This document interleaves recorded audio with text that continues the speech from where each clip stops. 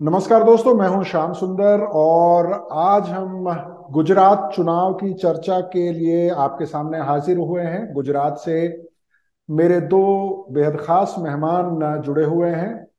राज भाई वसावा और अश्विन भाई वसावा दोनों ही आदिवासी समुदाय से आते हैं और अपने समुदाय के हक अधिकारों को लेकर काफी जागरूक हैं। इसके अलावा दोनों ही राजनीतिक और सामाजिक कार्यकर्ता हैं।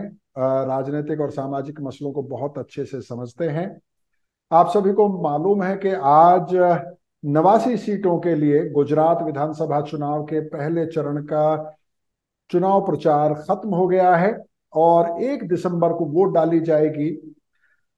इस पहले चरण के मतदान में जिन इलाकों में वोट डाली जाएगी उसमें भरूच है, नर्मदा है, तापी है, उसके अलावा डांग है, सूरत है, वलसाड़ है। कई आदिवासी बहुल इलाके इस मतदान में उनमें वोट पड़ेगा। और हम आज समझने की कोशिश ये करेंगे कि पहले चरण के चुनाव प्रचार में राजनीतिक दलों ने आदिवासी समुदाय के मसलों को कितनी शिद्दत के साथ, कितने जोर शोर से उठाया है, उसके प्रति कितने कमिटेड नजर आते हैं और आदिवासियों के मसले हैं क्या। तो राज भाई, सबसे पहले मैं आपके पास आऊंगा कि पहले चरण में नर्मदा का इलाका है जहां पर वोटिंग होगी और नर्मदा का वो इलाका भी है जहां आदिवासियों ने अपनी एकजुटता, अपनी ताकत का एहसास सरकार को कराया। गुजरात सरकार को, जिसे सबसे शक्तिशाली सरकार देश भर में माना जाता है, जिस गुजरात मॉडल को दिखाकर प्रधानमंत्री नरेंद्र मोदी प्रधानमंत्री बने, क्या नर्मदा पार तापी लिंक प्रोजेक्ट में जो जीत आदिवासियों ने हासिल की, क्या उसकी कोई धमक गुजरात चुनाव में सुनाई दी? क्या परिणामों में उसका कोई असर नजर आएगा? सबसे पहले श्याम सुंदर जी, आपका और आपकी न्यूज टीम का मैं बहुत शुक्रिया अदा करता हूं कि आपने इस गुजरात विधानसभा चुनाव में आदिवासी समुदाय कहाँ है, उसके राइट्स कहाँ है, जो चुनाव लड़वा रही है, जितने भी राजनीतिक दल है, क्या वो आदिवासियों को सही में इम्पोर्टेंस देना चाहते हैं या नहीं देना चाहते, या सिर्फ उसका वोट बैंक की तरह इस्तेमाल करना चाहते हैं। ये बहुत सेंसिटिव इश्यू है जिसको आपने आज धरातल पर लाने की कोशिश की है। सर, मैं बेसिकली पर्टिकुलर नर्मदा डिस्ट्रिक्ट के ट्राइबल की बात नहीं करता। मैं ओवरऑल गुजरात का जो पूरा जो पूर्वी जो बेल्ट है, उमरगांव से अंबाजी तक का, मैं उस सभी आदिवासियों की मैं बात करूंगा। क्योंकि देखिए सर, क्या होता है ना, आज गुजरात में 1 करोड़ 20 लाख से ज्यादा आदिवासियों की बस्ती है, पॉपुलेशन है। फिर भी आप देखेंगे गुजरात विधानसभा में आदिवासियों का ऐसा स्ट्रॉन्ग जो रिप्रेजेंटेशन है अभी तक नहीं गया। ना ही आदिवासियों के जो मूल अधिकार है या जो बेसिक इश्यूज है उसके बारे में कभी भी असेंबली में डिटेल्ड में चर्चा नहीं होती है। ठीक है, 1-2 मिनट का उनका सेशन रहता है, उसमें सिर्फ जो एमएलए होते हैं, वो रिप्रेजेंटेटिव होते हैं, वो सिर्फ बात रख के फिर खत्म कर देते हैं। लेकिन जो गुजरात विधानसभा है, उनको सबको पता है कि आदिवासी इस देश का मालिक है, जल जंगल जमीन की रक्षा करने वाला है। और गुजरात के जितने भी सिटीज है, शहर है, उसको सबको सर्वाइवल ट्राइबल बेल्ट करवाता है।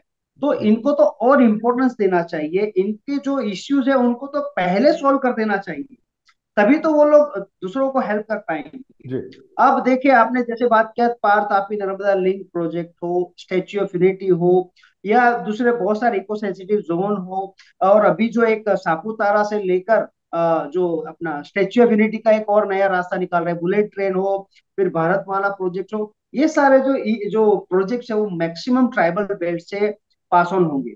अब आप देखिए, ट्राइबल पहले से कनेक्टेड है फॉरेस्ट से, पहाड़ों से, नदियों से।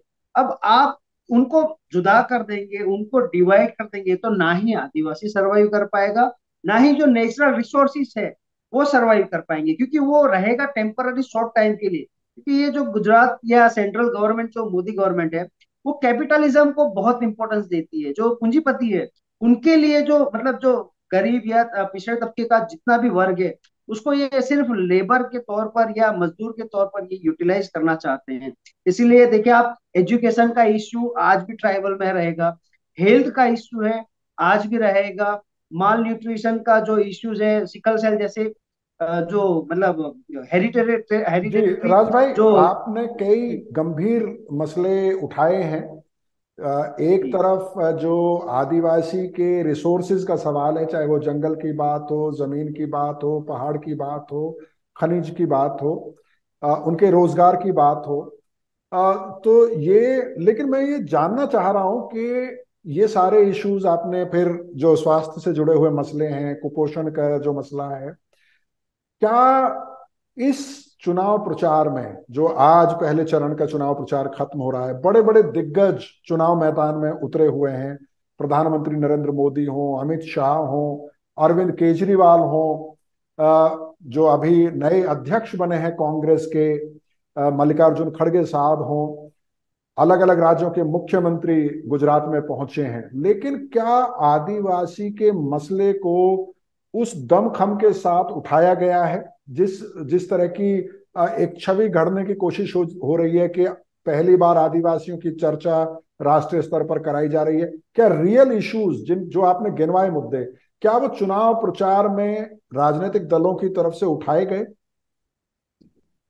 नहीं सर, ये सिर्फ उनका जो एक वो जब वो लोग मैनिफेस्टो डिक्लेयर करते हैं, वो मैनिफेस्टो तक आता है, वो जितने भी ट्राइबल इश्यूज है, अनुसूची 5 की अमलवारी हो, पेशा कानून हो, या हम उनको ये जमीन देंगे या वो राइट्स देंगे, सिर्फ और सिर्फ एक मैनिफेस्टो तक ही सीमित है।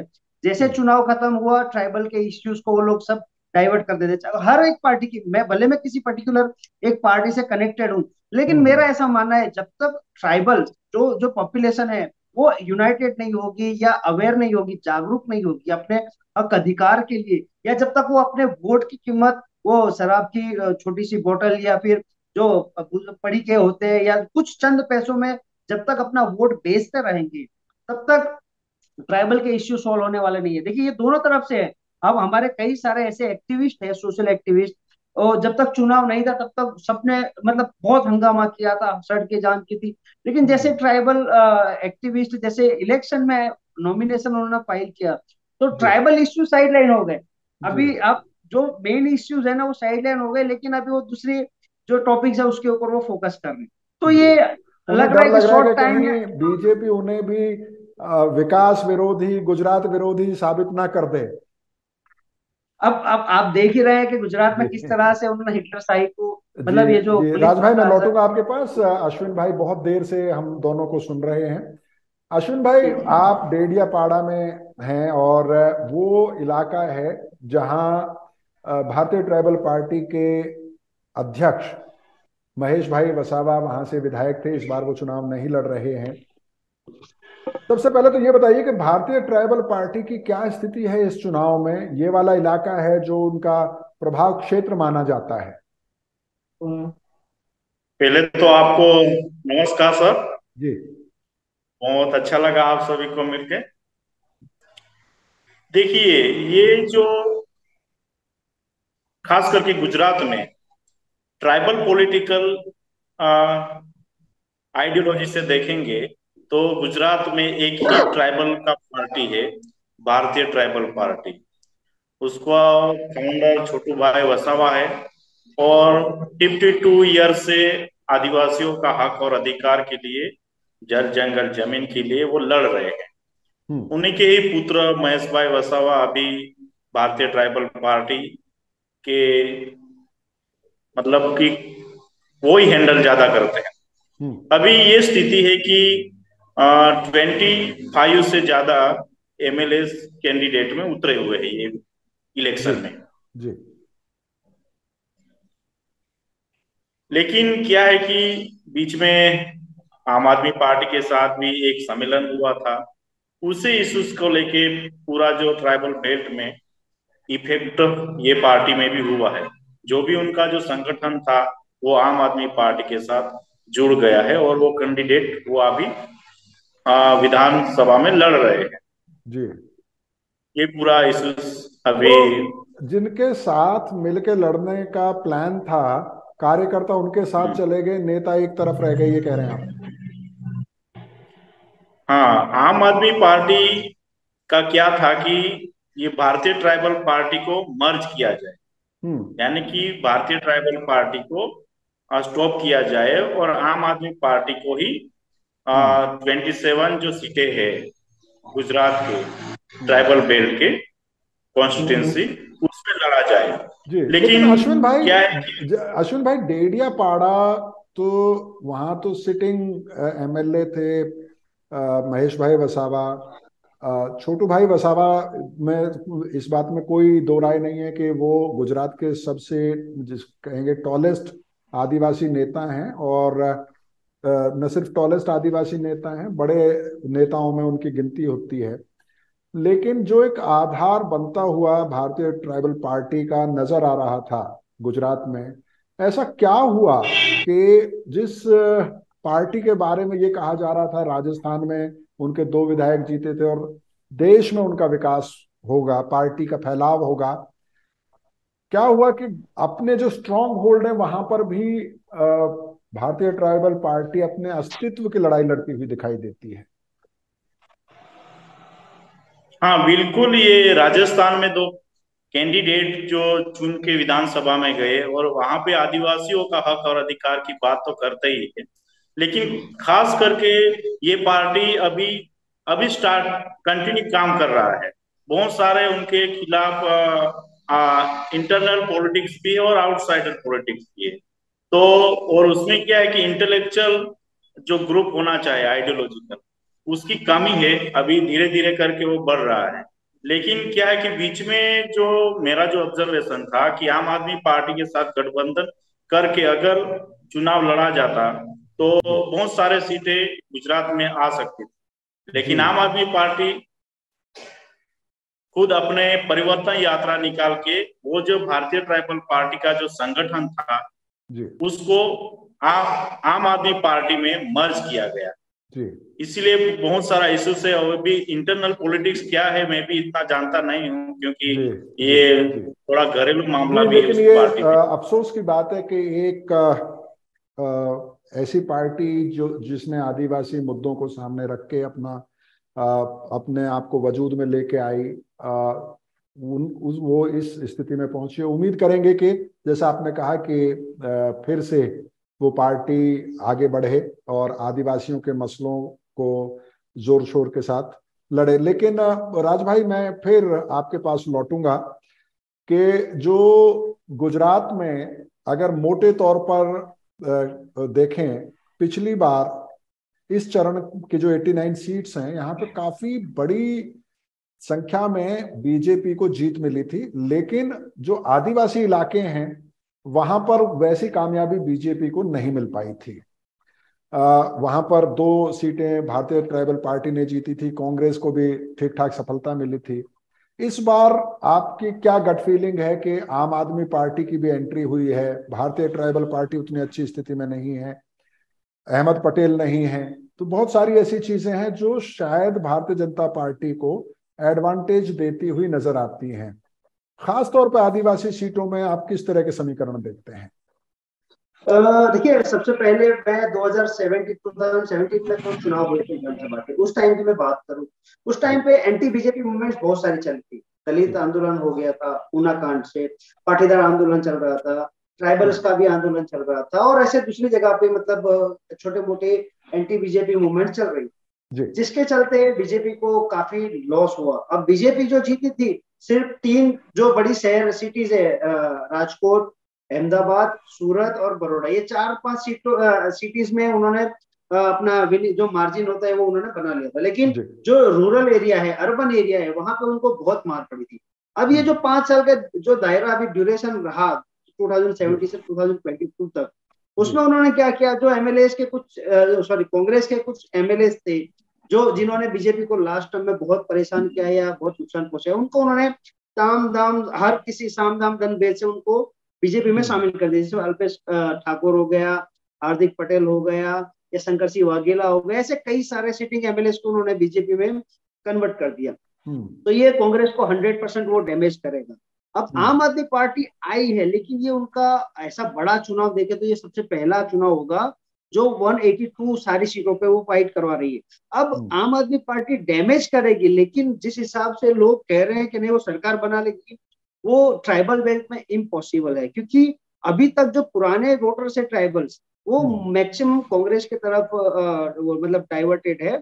जो यूथ है, यूथ में क्या वो डेवलपमेंट की कुछ परिभाषा है जो भी थोड़ा बहुत, तो वो कुछ लोग बीजेपी से भी कनेक्टेड है। अब बीटीपी की मैं खास तौर पर बात करूं, बीटीपी ने जो आम आदमी पार्टी से जो अलायंस का जो भी वो स्टार्टअप किया था, वो मुझे मैं फर्स्ट डे से मेरा ये प्रेडिक्शन था कि ये आम आदमी पार्टी बीटीपी को खत्म कर देगी और बीटीपी के जितने भी एक्टिविस्ट मेंबर्स है उनको वो हाईजैक कर लेगी, और वो हुआ भी वही।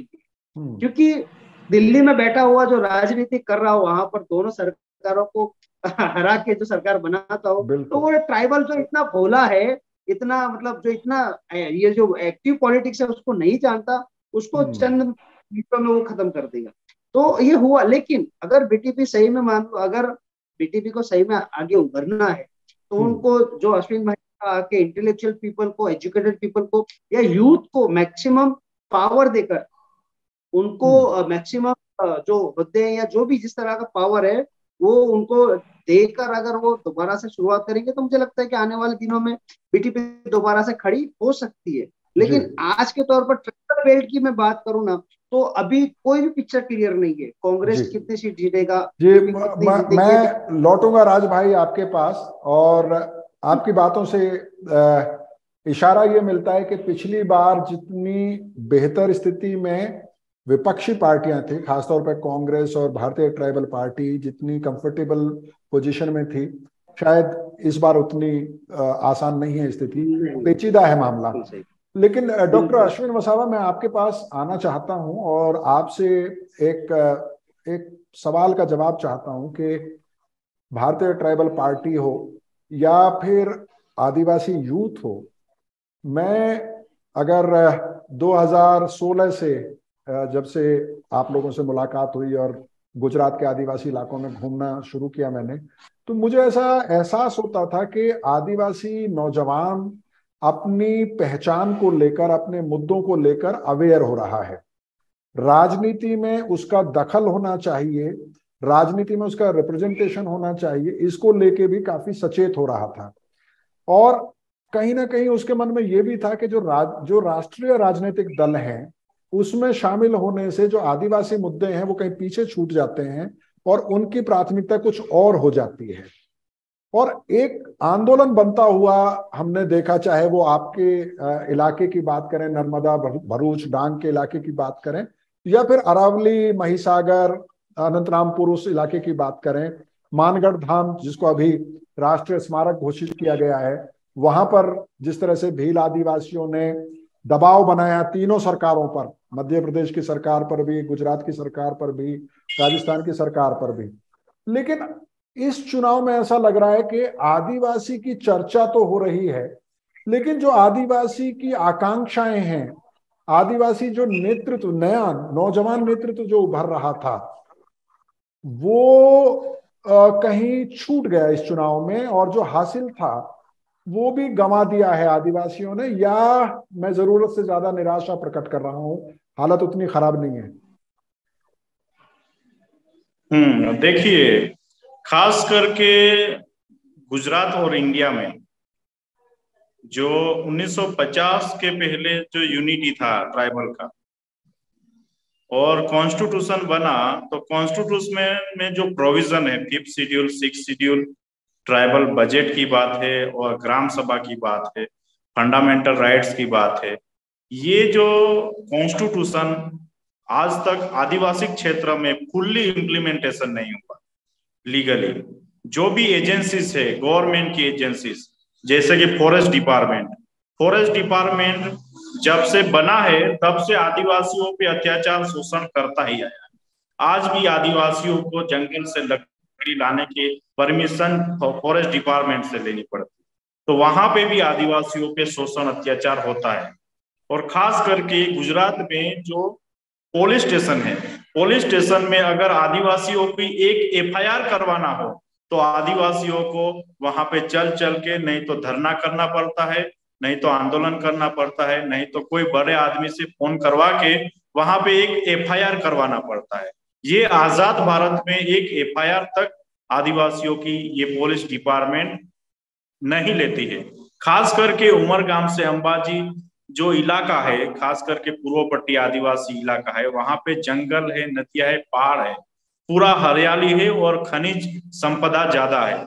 और वहां पे भी एजुकेशन सिस्टम इतना डेवलपमेंट नहीं किया है, क्योंकि एजुकेशन जब तक डेवलपमेंट नहीं होगा तब तक हमारे आदिवासी ये सब साजिश है सरकार की या कंपनियों की साजिश से समझ नहीं पाए।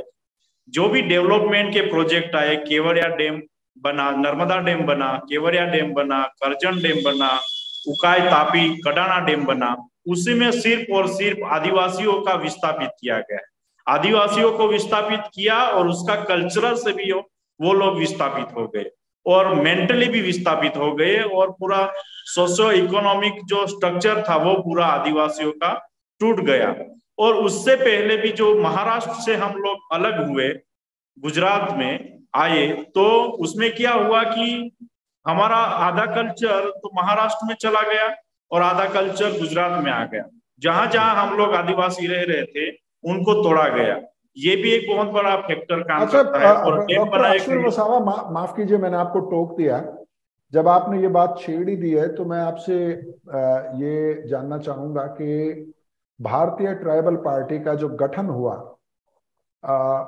उसके पीछे जो सबसे बड़ी सोच थी और जो एक सबसे बड़ी मांग थी इस पार्टी की, वो ये थी कि एक अलग भीलिस्तान राज्य दिया जाना चाहिए। और मुझे लगता है उसी तरफ आप इशारा कर रहे हैं कि महाराष्ट्र, मध्य प्रदेश, गुजरात, राजस्थान का ये एक इलाका है जो जो एक आदिवासी बहुल राज्य बन सकता है, और उसकी परिकल्पना भारतीय ट्राइबल पार्टी ने की थी। और भी कई राजनीतिक दल हैं, कई गैर सरकारी संगठन हैं जो बीच बीच में इस मांग को उठाते रहते हैं। एक बड़ा सवाल ये रहा है कि आदिवासी एकता के लिए कौन सा एक मुद्दा हो सकता है जो सबको साथ ला सकता है। क्या एक आदिवासी राज्य की अलग मांग गुजरात के सभी आदिवासियों को एक कर सकती है? क्या आपको इस मांग में वो पोटेंशियल दिखाई देता है?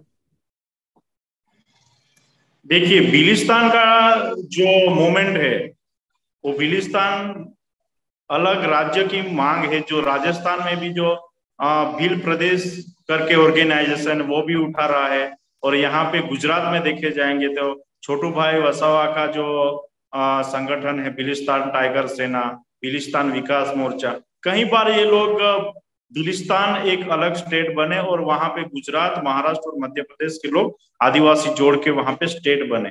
लेकिन वो चीजें उनकी आइडियोलॉजी का है। लेकिन मैं ये बात करता हूँ जो फैक्ट है, जो उमरगांव से अंबाजी तक का जो आदिवासी जो है, वहां पे आज भी जमीन है, खनिज है, संपदा है। और वहां पे एजुकेशन डेवलपमेंट इतना नहीं किया गया, क्योंकि आदिवासी अगर पढ़ लिख के जान जाएगा कि ये देश का मालिक है, आदिवासी इस देश का मालिक है, मालिकाना पन्ना हक जो आदिवासियत के लिए लड़ना चाहे, जैसे बिरसा मुंडा लड़े थे, जयपाल सिंह मुंडा लड़े थे, इस तरह आदिवासी लड़ने लगेगा। जी इसीलिए अश्विन भाई, ये जो माफ कीजिएगा, अर्बन। मुझे फिर से आपको टोकना पड़ेगा क्योंकि मुझे इशारा हुआ है कि रिकॉर्डिंग को कंक्लूड करना है। बहुत सारी बातें हैं, लेकिन फिर भी मैं ब्रीफली आप राज भाई से जरूर पूछना चाहूंगा, क्योंकि वो इस मूवमेंट से जुड़े रहे एक लंबे वक्त तक। राज भाई, जो डॉक्टर अश्विन वसावा हैं वो इशारा ये कर रहे हैं कि जो आदिवासी लीडरशिप है उसको एक साजिश के तहत डेवलप नहीं होने दिया गया, उन इलाकों में एजुकेशन अवेयरनेस नहीं आने दी गई। लेकिन अब ये अगर ये सच्चाई भी है तो आदिवासी को ही अपनी लड़ाई लड़नी होगी, लीडरशिप डेवलप करना होगा। तो मैं ये जानना चाह रहा हूं आपसे दो बातें कि भीलिस्तान या भील प्रदेश की मांग को आप कितना व्यवहारिक मानते हैं, कितना ये मांग आदिवासियों को यूनाइट कर सकती है, एक चीज। और दूसरी चीज, आदिवासी लीडरशिप को डेवलप करने का जो चैलेंज है उसको कैसे आदिवासी समुदाय फेस करे, उससे कैसे पार पाए? सबसे पहले जो भील प्रदेश या बिलिस्तान का जो डिमांड है ना सर, वो एकदम जायज बात है, क्योंकि देश में कई सारे स्टेट्स में से एक स्टेट में 2 स्टेट्स हुए, जैसे मध्य प्रदेश में से हुए हैं, यूपी से हुए, बिहार से हुए, झारखंड, बहुत सारे ऐसे स्टेट्स है जो संविधान का जो भाग 1 है उसका जो आर्टिकल 3 है उसके हिसाब से देश मतलब सुप्रीम कोर्ट, सॉरी, संसद को एक राज्य का एक मतलब उसमें पार्टीशन कर सकता है। तो ये एकदम कॉन्स्टिट्यूशनल डिमांड है। और एक्चुअली आप पीछे कुछ जाएंगे, कुछ इतिहास में थोड़े साल पीछे जाएंगे तो वहां पर ऑलरेडी भिल कंट्री था। जो ये अभी हम जो भिल प्रदेश या बिलिस्तान का जो मैप बना है आपके सामने जब होगा, तो वो एक्चुअली भिल कंट्री था, जिसमें मैं मानता हूं कि 90% से ज्यादा पॉपुलेशन भिल कम्युनिटी की है। और दूसरी जो आदिवासी कम्युनिटीज है वो तो है ही है, लेकिन मेजोरिटी भील प्रदेश के भील कम्युनिटी के, इसलिए इसका नाम भिलिस्तान या भील प्रदेश किया है। और ये बिल्कुल जायज बात है। और ये अलग स्टेट की डिमांड से कोकणी हो, वारली हो, धोड़िया हो, आदिवासी, भील, वसावा, गामी, चौधरी, कोई भी होगा वो सब यूनाइटेड होगा, क्योंकि उनको लगेगा कि ये हमारा घर है, जिसमें हमारा कल्चर जो है वो प्रिजर्व रहेगा, हमारी संस्कृति, हमारा जल जंगल सुरक्षित रहेगा, हमारे बच्चों का भविष्य जो आने वाली जनरेशन है वो सुरक्षित रहेगी। हमें किसी के पास से हाथ फैलाने की जी राज जरूरत नहीं भाई, पड़ेगी। ये बात तो दूसरी आपकी बात, समझ में आ गई। दूसरी बात ये बताइए कि इतना बड़ा आंदोलन हुआ नर्मदा जी पार तापी प्रोजेक्ट को लेके, उससे पहले आप लोगों ने केवड़िया में आंदोलन किया, नई जो लीडरशिप उभर रही थी वो बिखर गई, कहीं बहुत प्रोमिनेंटली नजर नहीं आ रही है, या जी अब उन मुद्दों में विश्वास करती हुई नजर नहीं आ रही है जिनसे वो नेता बने। तो इस स्थिति में आदिवासी लीडरशिप कैसे सामने आएगी? मैंने जो कहा सर आपको पहले कि जो मूवमेंट्स हो रही थी वो जी पर्टिकुलर चुनाव तक हो रहे थे। जैसे जी चुनाव में नॉमिनेशन हुआ, पार्टिसिपेशन हुआ, तो जो बेसिक जो मेन इश्यूज है या मेन जो मुद्दे थे वो कहीं ना कहीं खो जाते हैं। जो भी आगेवान बनते हैं, लीडर बनते हैं, नेता बनते हैं, वो नेता बनने से पहले सारे मुद्दों पे बात करेंगे, लेकिन जैसे नेता बन जाते हैं उसके बाद उनके सारे मुद्दे खत्म हो जाते हैं। जी लेकिन अब जो लीडरशिप तैयार होगी, क्योंकि जो सीनियर्स है वो अभी रिटायर्ड हो रहे हैं या कहीं ना कहीं अपने आप को बोल रहे हैं कि नहीं अब हमारा बहुत इच्छा था यूथ को आगे बढ़ने। तो जी अब जो नई लीडरशिप डेवलप होगी ना, वो हम कहीं ना कहीं हम उन पे भरोसा कर सकते हैं कि वो कहीं पे भी जाएंगे, किसी भी पार्टी में रहेंगे, लेकिन अपने ट्राइबल इश्यूज को वो हमेशा जी मतलब जी राज प्लेटफॉर्म भाई, पे और रखेंगे, आप टेबल ये पे। कह रहे हैं कि चुनाव से आगे जाना होगा, आदिवासी लीडरशिप को अगर डेवलप करना है तो जो मुद्दे हैं उस पे एक कंसिस्टेंसी के साथ आपको स्टैंड लेना होगा, उसके लिए लड़ना होगा आदिवासी हक अधिकारों के लिए।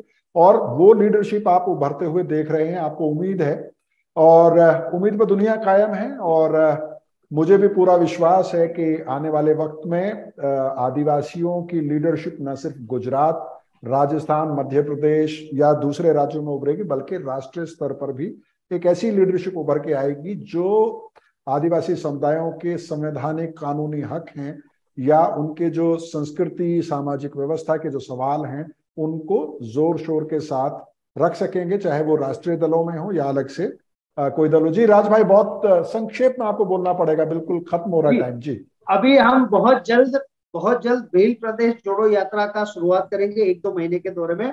जो गुजरात, राजस्थान, महाराष्ट्र, मध्य प्रदेश, ये 4 स्टेट्स को हम कनेक्टिंग करके उनमें एक बिल बिल या आदिवासियत को जगाने की हम कोशिश करेंगे। जी राज भाई, इस पे अलग से विस्तार से चर्चा की जरूरत है। आप लोगों की क्या योजना है, क्या उसका विचारधारा का आधार है, उस पर हम लोग जरूर अलग से बात करेंगे। लेकिन जहां तक गुजरात चुनाव का सवाल है, आप सभी से हमारी अपील है कि आप बढ़ चढ़कर मतदान में हिस्सा लें, और जो भी जिस भी पार्टी को आप वोट देना चाहें वोट दें, लेकिन किसी प्रलोभन में ना आए, अपने मसलों को अच्छे से समझें और सोच समझकर वोट दें। बहुत बहुत शुक्रिया आप सभी का, डॉक्टर अश्विन वसावा, डॉक्टर राज वसावा। अंजू गामित ने काफी कोशिश की जुड़ने थैंक यू की सर, इस thank you very programme much. में, वो नहीं जुड़ पाई। कभी फिर उनको जोड़ेंगे। बहुत बहुत शुक्रिया आप सभी का। Thank you. Thank you, thank you, thank you. जोहार।